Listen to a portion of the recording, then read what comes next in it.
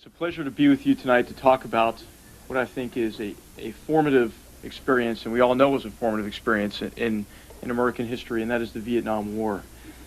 It is gratifying to me to see this work in completion, a work that I spent the last 5 years researching and writing, and it's a story that I felt compelled to tell.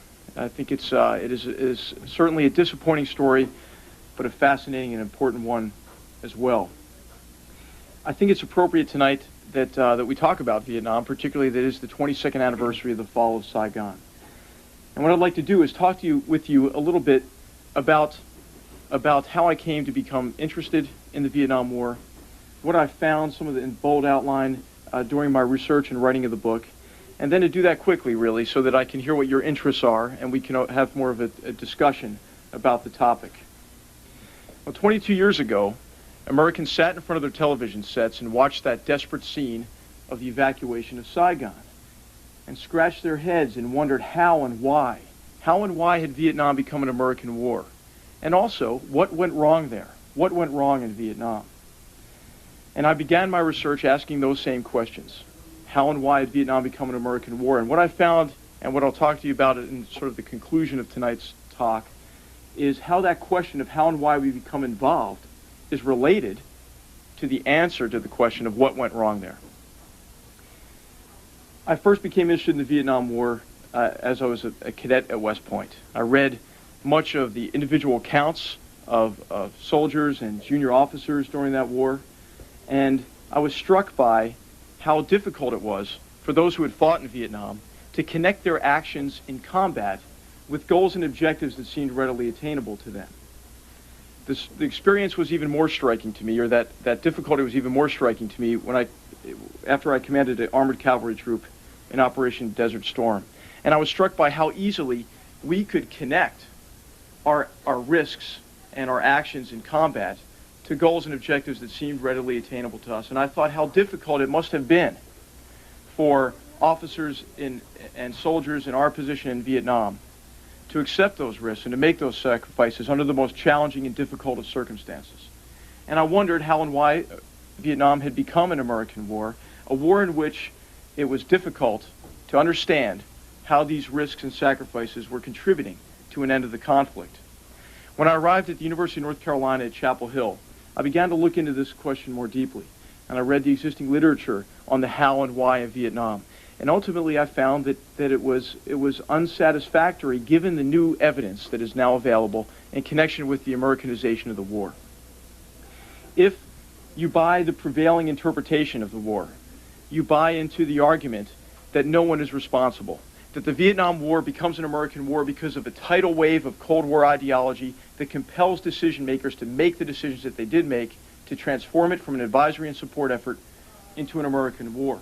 This is the argument made by McNamara in his memoir in retrospect, in which he states that we were wrong, terribly wrong, but he and the president and his fellow civilian advisors and top military officials were prisoners of the ideology of containment.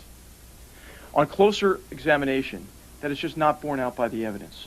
What the evidence reveals is that far from these being men who just should have known better, these were men who also did know better, and who mired our country in a war that we could not win at a cost acceptable to the American public anyway.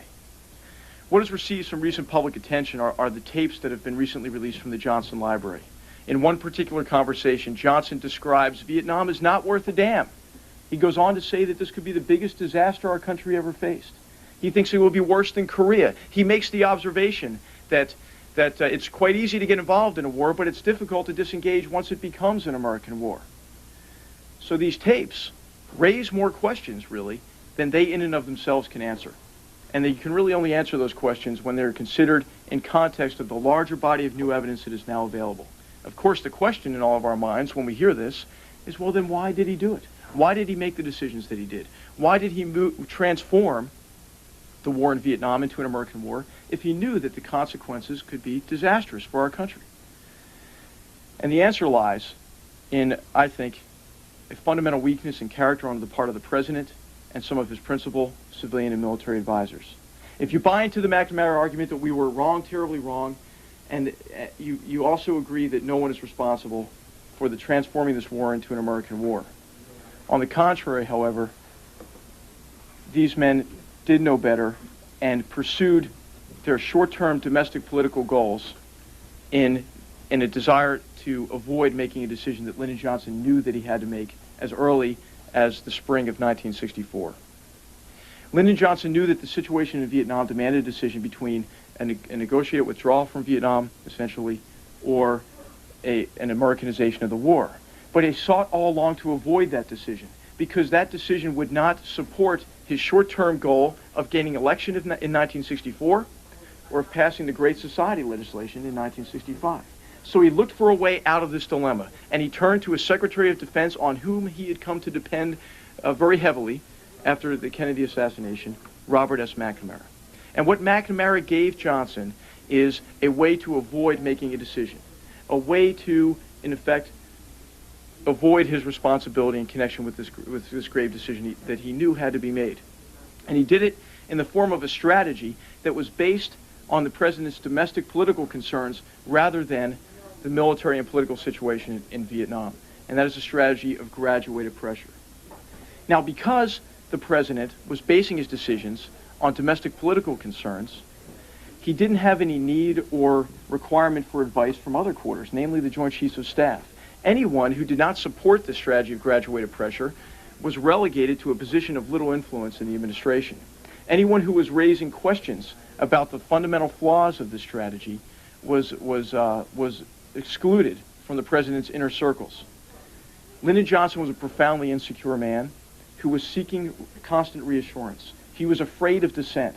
He was afraid of potentially damaging leaks to the press.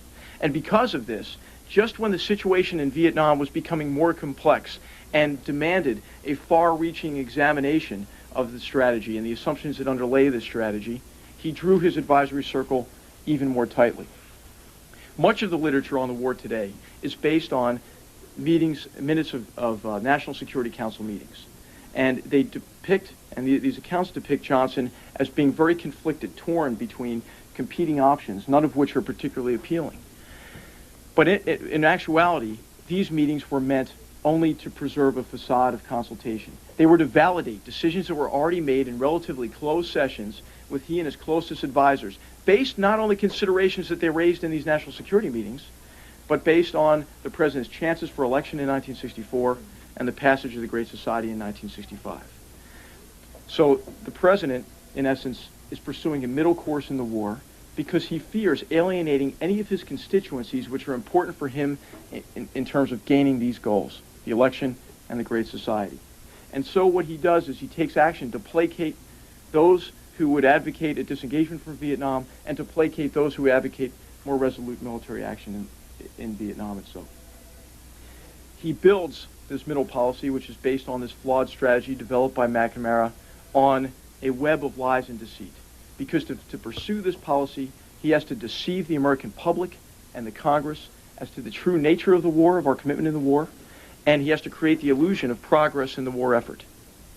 So as the gap widens between the way Johnson is portraying the American involvement in the war, the nature of American involvement in the war, and the actual situation in Vietnam and our actual involvement there, he becomes vulnerable, even more vulnerable to dissent, particularly from the Joint Chiefs of Staff.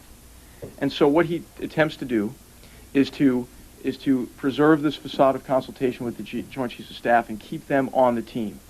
I think one of the most compelling things that I've found in the research is the nature of the civil-military relationship in this period. And it is a fundamentally dishonest relationship, both on the part of the Joint Chiefs of Staff and on the part of Lyndon Johnson and Robert McNamara. To keep the chiefs from questioning his policy of gradual escalation in the war, he decides to first relegate the chiefs to a position of little influence so they don't really know what's going on. And he depends on Robert McNamara to do this. And one of the most, I guess, startling discoveries is that he has an ally in the form of the chairman of the Joint Chiefs of Staff, General Maxwell Taylor, who assists McNamara in taking what McNamara describes to Johnson on the phone as a divide and conquer approach with the chiefs so that he can keep them from effectively questioning his policy. Maxwell Taylor assists the president in this connection and the Secretary of Defense by deceiving the chiefs as to whether or not decisions had actually been made, by creating this veneer of consultation with them, by empty promises for future action, and also by lying about the chief's position to the National Security Council during deliberations within the administration, during the period of time in which the intellectual framework for this war is being laid. The chiefs, on the other hand, failed to challenge McNamara's strategy, even though they believe that this strategy could lead only to disaster and would not and cannot bring about an outcome of the war consistent with U.S. interests. They failed to challenge that strategy for a number of reasons. One is the manipulative relationship from Lyndon Johnson, and another one is the debilitating effect of service parochialism. Because the chiefs were pursuing narrow service interests, they were unable to transcend that perspective and to provide a unified view or provide an alternative for the McNamara approach to the war, or to challenge the flawed assumptions that underlay McNamara's approach to the war. In essence, what they resolved to do then is to work within McNamara's strategy for the war and attempt to, over time, erode the barriers to further military action, and then over time, hopefully, transform the nature of the American military strategy into a strategy altogether different. And so their tactics, by taking this foot-in-the-door approach, actually reinforce McNamara's approach to the war and help obscure the long-term costs and consequences of Americanizing the war. I'd like to tell you just a quick anecdote that sort of illustrates some of these points and then open it up for discussion. Lyndon Johnson, in the spring of 1965, as he was all along, is responding to political pressures and pursuing this middle ground. He's avoiding to seek a decision, seeking to avoid making a decision between a negotiated withdrawal and an Americanization of the war, but all the while slowly deepening the American military effort in Vietnam to such a degree that over time Americans are at war before they even recognize that fact, because all the while he is also misrepresenting the nature of the American commitment and the nature of decisions that he's already made. To pursue this middle ground approach, though, to placate those who are against an escalation of the war and also placate those who are calling for a deepening American involvement, he has to preserve this middle ground with lies and obfuscation.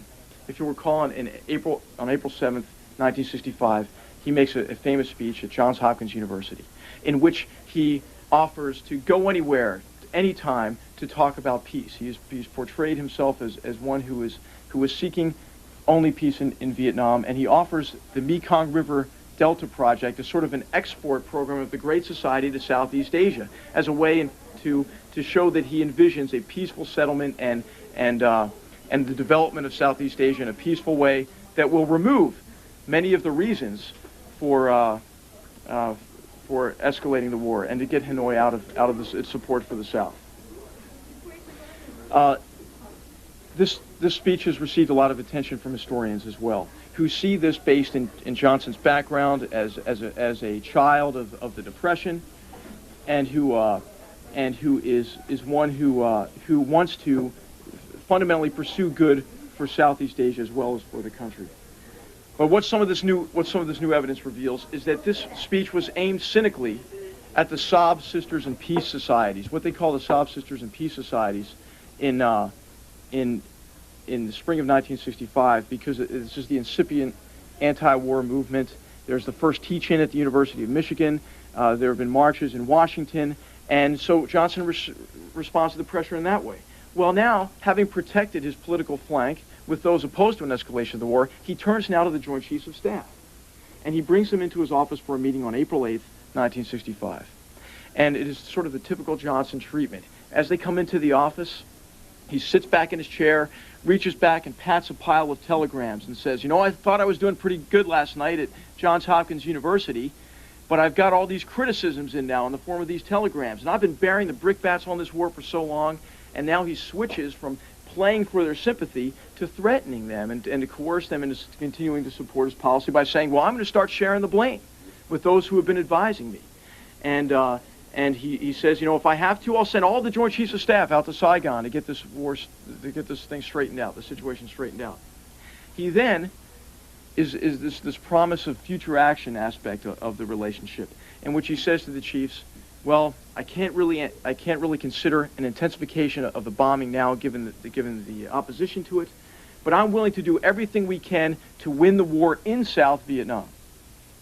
And he gives this pledge to the chiefs and then asks General Wheeler, he says, "You're graduates of the military academy. Tell me what we need to do to win this war." And he casts it in terms of a metaphor. He says, "Well, I'm like a coach I used to know, and you're my team. You're all Johnson men. And it's halftime, and we're down by 21-0. And I need you to tell me what we need to do to win." Well, General Wheeler and the chiefs had met the day before and had decided that if they were confronted with this kind of a question from Johnson, that they would agree not to request any number of troops below 3 divisions.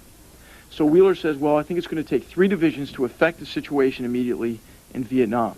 Well, McNamara is sitting next to Johnson. He tallies up the numbers, and he comes up to a total of 150,000.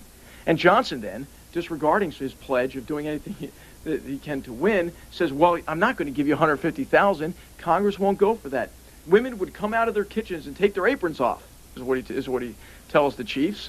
And then he turns to the Army Chief of Staff, General Harold K. Johnson, and says to General Johnson, "General Johnson, what do you think? What do you think it's going to take for us to win in Vietnam?" And he sticks to the agreement of 3 divisions. And Johnson says, "Damn it, I told you I can't give you 3 divisions. And let me tell you a story." And he lapses into sort of another metaphor. And he says, "Okay, I want you to imagine that you're all businessmen. You're businessmen in Johnson City, Texas, and you need a loan to keep your business afloat. And you go to the bank, and it's Mr. McNamara's bank. And you say to Mr. McNamara, 'I need a loan of $150,000 to keep my business going.' But Mr. McNamara says, 'Well, I can't give you $150,000, but I can give you $5,000. What are you going to do? Let your business go under, or do the best you can with what you've got?'" So this is, I think, revealing of the entire relationship between Johnson and the chiefs, and why we go to war essentially without a strategy. The strategy of attrition in Vietnam is, in essence, the absence of a strategy. In this same meeting, Johnson enjoins the chiefs to kill more Viet Cong, because he knows that he cannot accept a strategy other than this incremental application of force. And he thinks and believes that he needs to indicate progress in the war effort. And the best way to do that, having described the war as essentially a football game, is to keep track of the score by counting the numbers of dead on both sides. He tells the chiefs, "I want you to tell me how many Viet Cong we killed this month and how many Americans died and how many South Vietnamese died." And he expects them to have those numbers the next time that he meets. When facing a situation like that which we faced in Vietnam in 1965, you would think that you would clearly define a policy goal or an objective. And then based on that policy and goal and objective, you would define a military strategy to support that goal.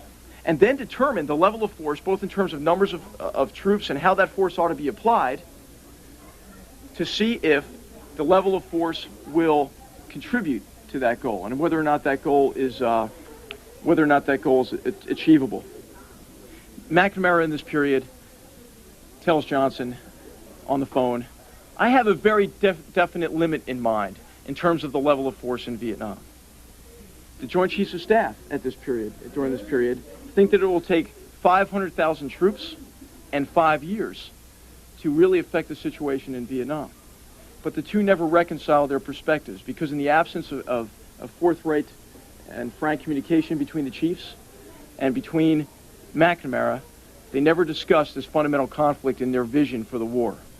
So the broad conclusion that I've found from this evidence that I've seen and what I present in Dereliction of Duty is that not only is the war not inevitable, it is only made possible by a relationship of deceit and manipulation between the President and the Joint Chiefs of Staff, and the lies and obfuscation and the way the President portrays the nature of the American commitment in the war and the long-term costs and consequences of Americanizing the war to the American public and the Congress. Not only is this undemocratic in a democracy, but it also removes an important corrective to an unwise policy, because Johnson pursues these lies and deception because he knows that the Americanization of the war holds no prospect for popular support at the time, in the spring and summer of 1965. So these are just some of the issues we can talk about. Again, I thank you very much for your interest in Dereliction of Duty, and I'm willing to talk about anything that's on your mind.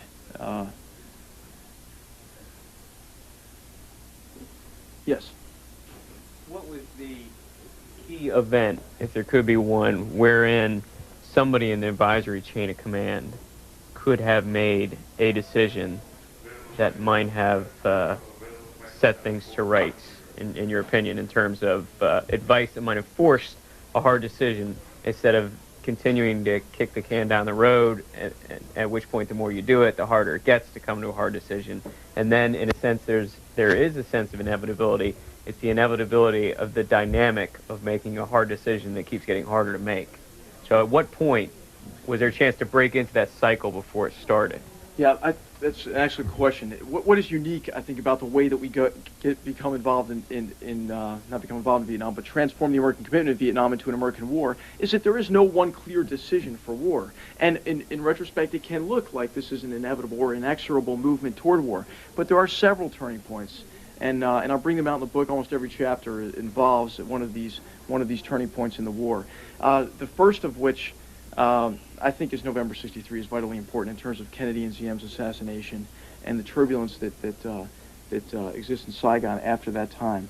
But in terms of examining Johnson and his relationship with his advisors, to get more specifically to your question, March of 1964 is one of the first very important points, because it is during this period when, and this is much earlier than most historians look at these decisions, which actually take place later in the winter of '64, '65, and the spring of '65.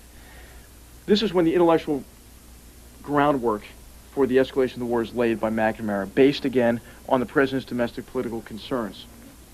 He goes to Vietnam on this supposed fact-finding mission to develop a strategy on what to do next in Vietnam. The situation is deteriorating.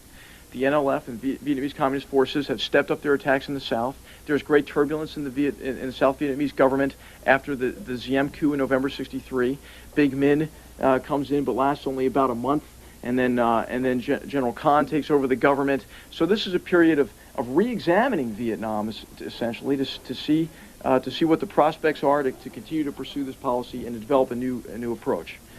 McNamara comes up with a strategy of graduated pressure at that time, and this is an incremental increase in American military involvement in the war, involving first covert actions, which had just begun to get underway under Plan 34A in January of '64, and then escalating to retaliatory actions for terrorist actions in the South when they occur, and then ultimately transitioning into a strategy of graduated overt pressure, is what he calls it, and eventually what becomes graduated pressure. And this is slowly turning the screw on Hanoi's leadership to encourage them to desist from their support for the insurgency in the South.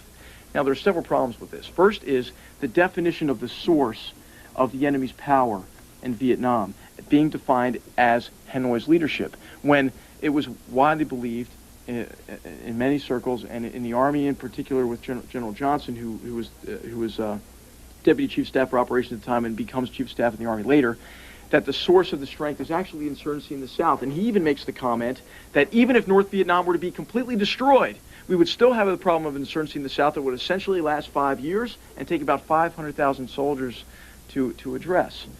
So this strategy that is laid based on the president's domestic political concerns and defines the source of power based on that strategy is a critical turning point in terms of our thinking about Vietnam and thinking that will impel us forward on this course.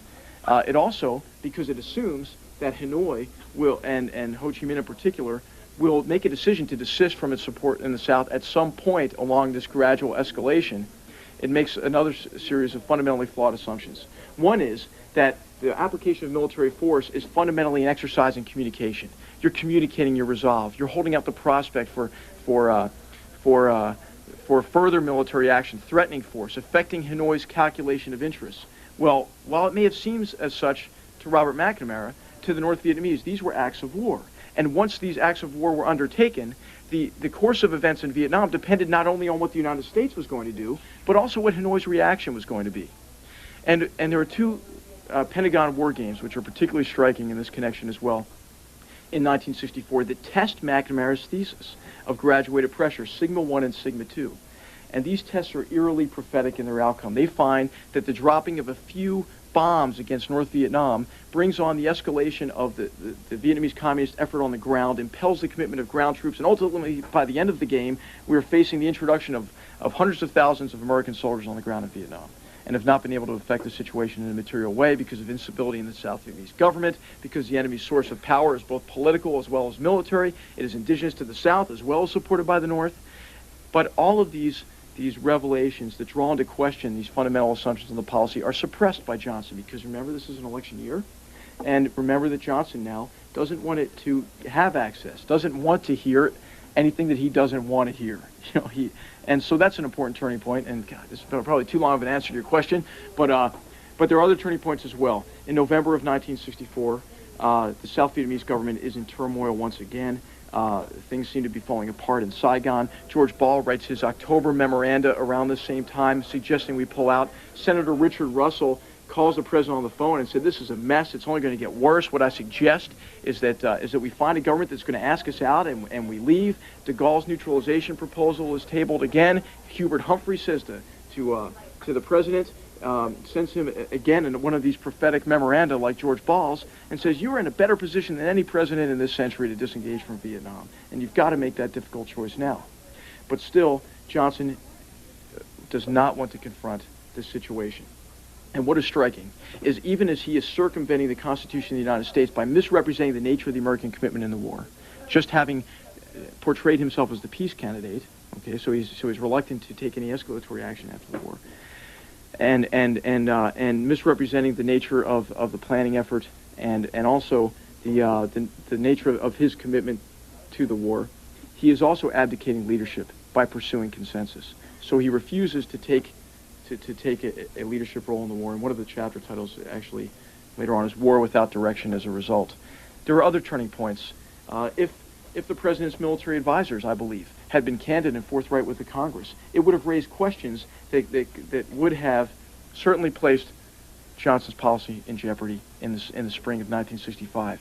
As Americans' involvement in the war deepened, Johnson's portrayal of it to the American people became more and more disingenuous and dishonest. In connection with the bombing, which he portrayed as reprisal action, which was in fact a bombing campaign of continued overpressure on North Vietnam.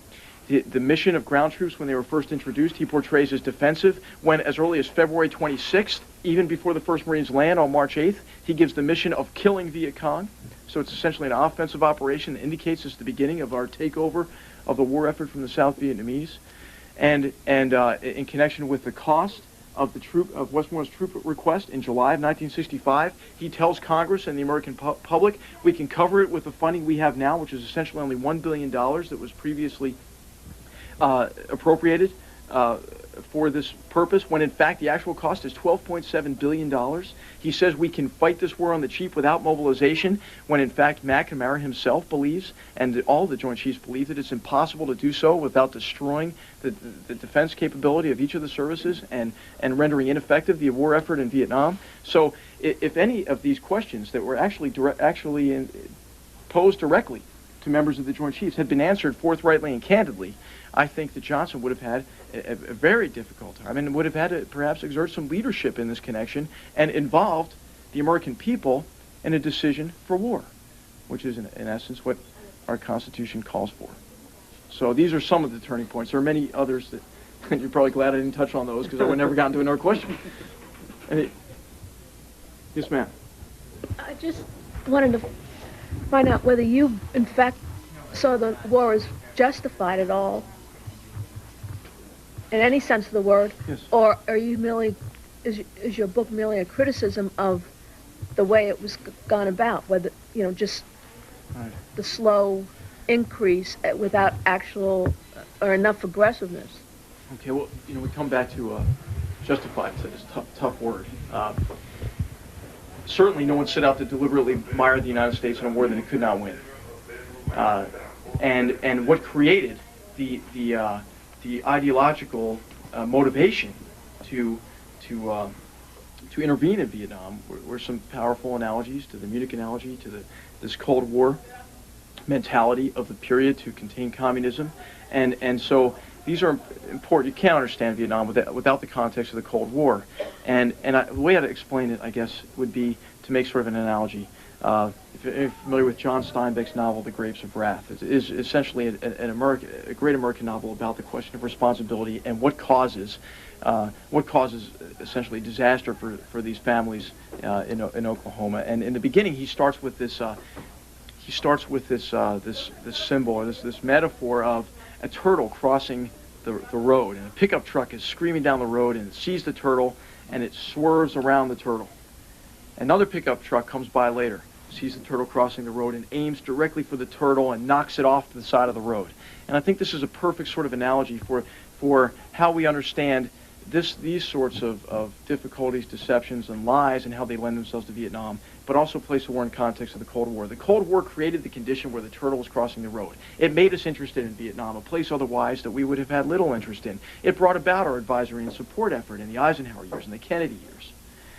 But these were men who still had agency over their actions, who still are responsible for the decisions they made, decisions that were not based on the situation in Vietnam, not based on the Cold War ideology, not brought about by a tidal wave of Cold War ideology, but instead based on what was good for Lyndon Johnson in the short term. So I would say that rather than swerving, to avoid the turtle, they aimed directly for it because they thought that doing so was in their own interest. Does that answer your question in terms of? I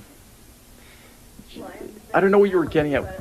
But I'm still not understanding whether, in fact, going there was justified as part of the so-called Cold War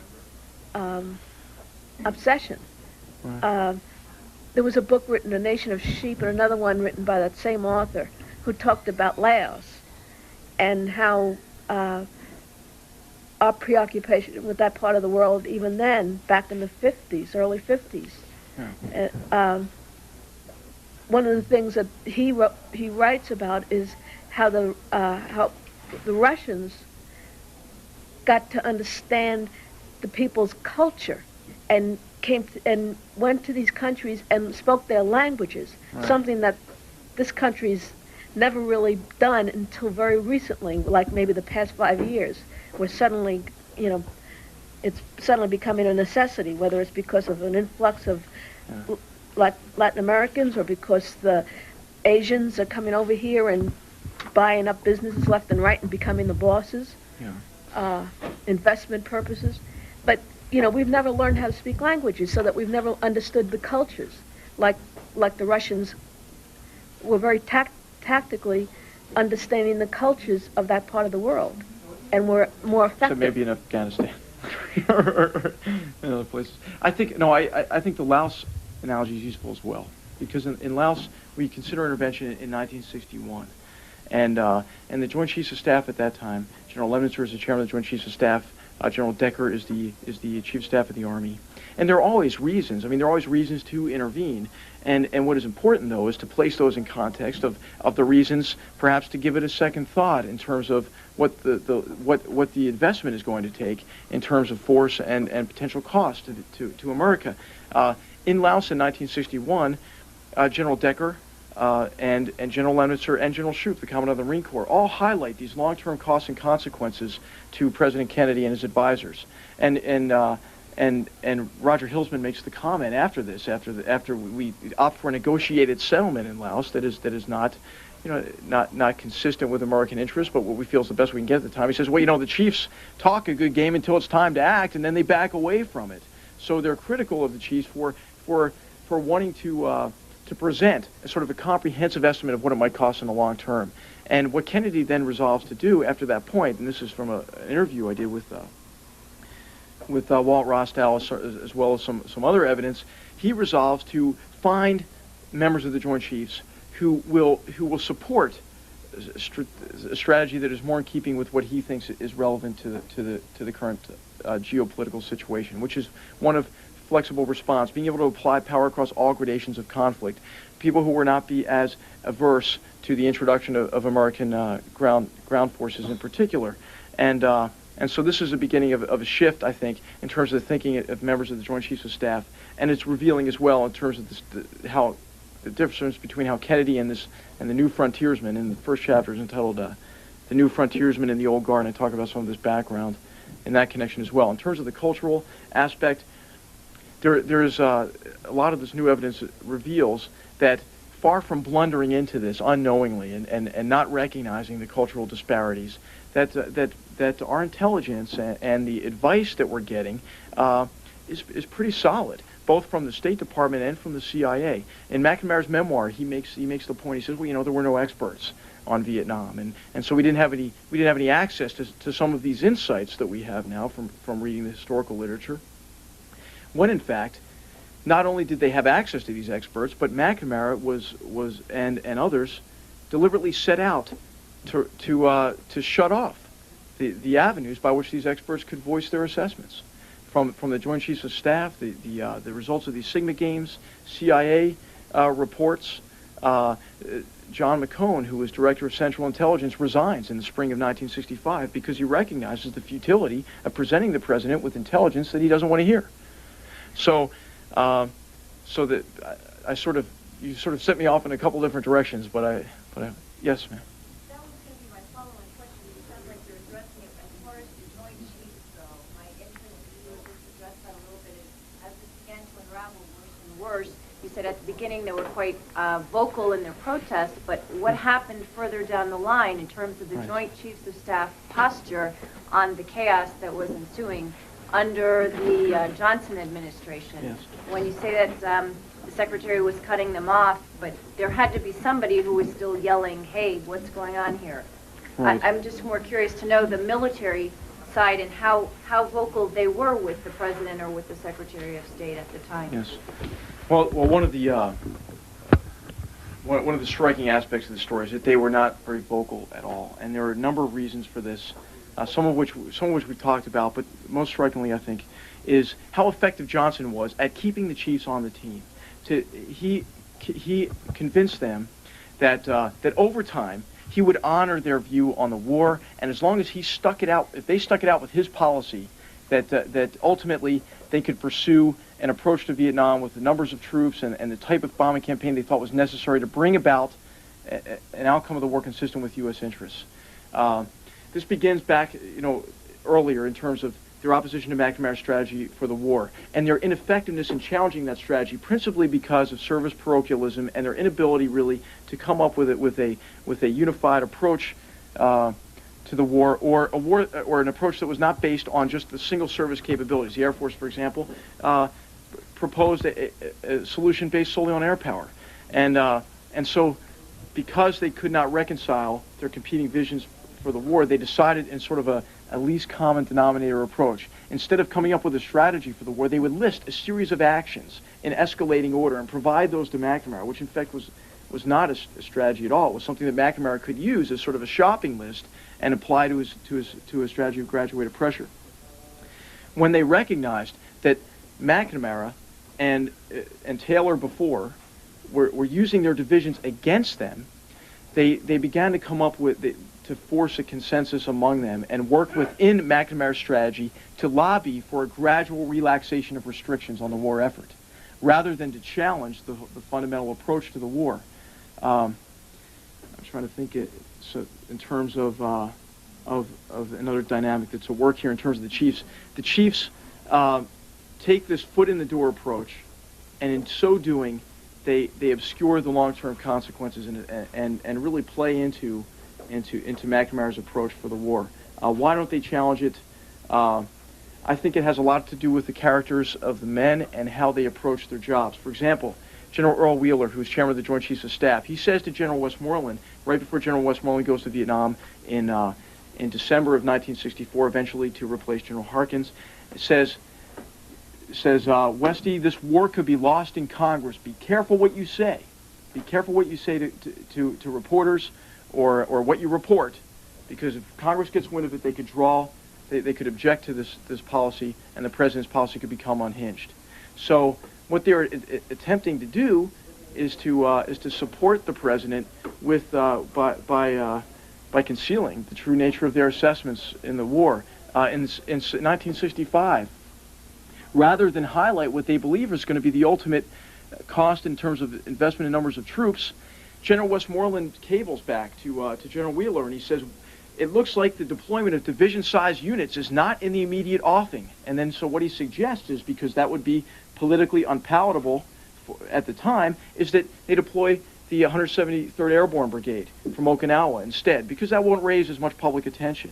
Wheeler cables him back at one point about Rolling Thunder and says to General Westmoreland, I know you're laboring under a lot of restrictions in the air campaign, but I'm not going to bring those up with the president now. I'm going to wait till we really get the campaign underway, and then I'll have more leverage with him. He says what we have to do is break this political and psychological logjam in connection with this bombing campaign. So this is the approach they're taking. One of Political correctness, even at the highest military levels, which it's a relationship of mutual deceit and manipulation that obscures the ultimate costs and results in essentially the absence of a strategy. I mean, in July of 1965, we were deploying large numbers of ground troops into South Vietnam without really a clear idea of how they're going to be employed to achieve any sort of policy goal and objective. Indeed, the objective of the policy is kept deliberately ambiguous. Now, the stated objective is that we're going to secure the freedom and independence of South Vietnam.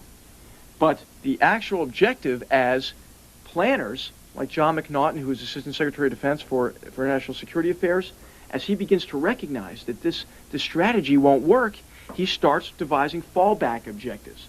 And credibility, American credibility becomes the objective, not guaranteeing the freedom and independence of South Vietnam. And he then rationalizes this policy, which is again based primarily on the president's domestic political concerns, rationalizes it that Americans can pose as the good doctor, having tried all that we could to save the patient, but the patient died of this intractable disease that we simply couldn't cure. He in fact argues that it would be worth sending up to 200,000 American soldiers, better to send up to 200,000 American soldiers and lose than to disengage from Vietnam.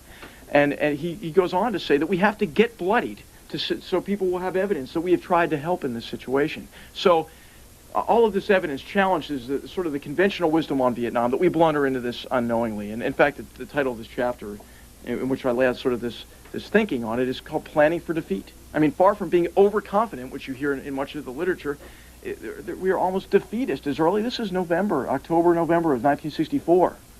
Before Rolling Thunder's begun, before the introduction of ground troops. So. Any other questions?